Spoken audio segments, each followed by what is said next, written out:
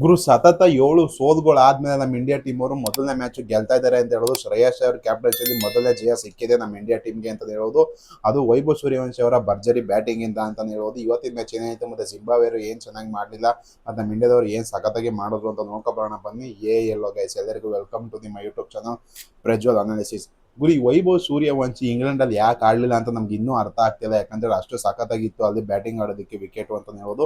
ಆದ್ರೂ ಕೂಡ ಅಲ್ಲಿ ಬೌಲಿಂಗ್ ಲೈನಪ್ ಬೇರೆ ಬಿಡಿ. ಅಲ್ಲಿ ಜೋಫ್ರಾ ಆಚಾರ್ ಆಗಿರ್ಬೋದು, ಜಾಶ್ ಟಂಗ್ ಆಗಿರ್ಬೋದು, ಗಸ್ ಅಕಿಸ್ಟನ್ ಆಗಿರ್ಬೋದು, ಸಖತ್ತಾಗಿರುವಂಥ ಬೆಂಕಿ ಬೌಲಿಂಗ್ ಇಟ್ಕೊಂಡಿದ್ದಾರೆ ಇಂಗ್ಲೆಂಡ್ ಟೀಮಲ್ಲಿ. ಈ ಜಿಂಬಾಬ್ವೆ ಟೀಮ್ ಇಲ್ಲಿ ವೈಭವ್ ಸೂರ್ಯವಂಶಿ ಅವರು ಸ್ಕೋರ್ ಮಾಡ್ತಾರೆ ಅಂತ ಯಾರಿಗೂ ಗೊತ್ತು.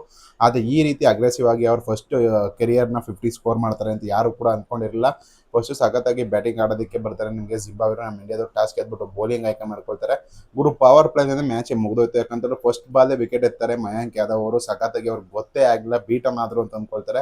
ರಿವ್ಯೂ ತಗೊಳ್ತಾರೆ, ಅಲ್ಲಿ ನೋಡಿದ್ರೆ ವಿಕೆಟ್ ಆಗಿರುತ್ತೆ ಅಂತ ಹೇಳ್ಬೋದು. ಇರೋದ್ರಲ್ಲ ಸ್ವಲ್ಪ ಚೆನ್ನಾಗಿ ಆಡಿದ್ರು. ರಿಯಾನ್ ಚೆನ್ನಾಗಿ ಆಡಿದ್ರು, ಮತ್ತೆ ನಿಮಗೆ ಮರುಮಣಿ ಅನ್ನೋರು ಚೆನ್ನಾಗಿ ಆಡಿದ್ರು, ಮತ್ತೆ ಮಾಯಾವಾರ್ಡೆ ಅನ್ನೋರು ಚೆನ್ನಾಗಿ ಆಡಿದ್ರು ಅಷ್ಟೇ.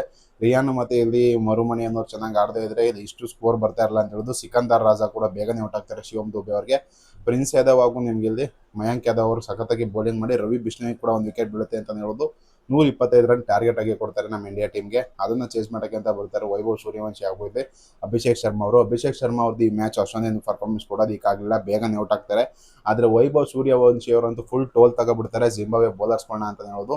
ಜಿಂಬಾಬ್ವೆ ಬೌಲರ್ಸ್ಗಳು ಚೆನ್ನಾಗಿ ಮಾಡಿದ್ರೆ ಇನ್ನೊಂದು ಸ್ವಲ್ಪ 160 170 ರೇಂಜಿಗೆ ಏನಾದ್ರು ಟಾರ್ಗೆಟ್ ಇದ್ದಿದ್ರೆ ಇಂಡಿಯಾಗೆ ಸ್ವಲ್ಪ ಕಷ್ಟ ಆಗಿರೋದು ಅಂತ ಹೇಳ್ತೀನಿ. ಯಾಕಂತಂದ್ರೆ ಇಶಾನ್ ಕಿಶನ್ ಕೂಡ ಬೇಗನೆ ಹೊಡೆದ್ಬಿಟ್ಟು ಸ್ವಲ್ಪ ಕ್ವಿಕ್ಕಾಗಿ ರನ್ನ ಸ್ಕೋರ್ ಮಾಡ್ಬಿಟ್ಟು ಔಟ್ ಆಗ್ತಾರೆ ಅಂತ ಹೇಳೋದು.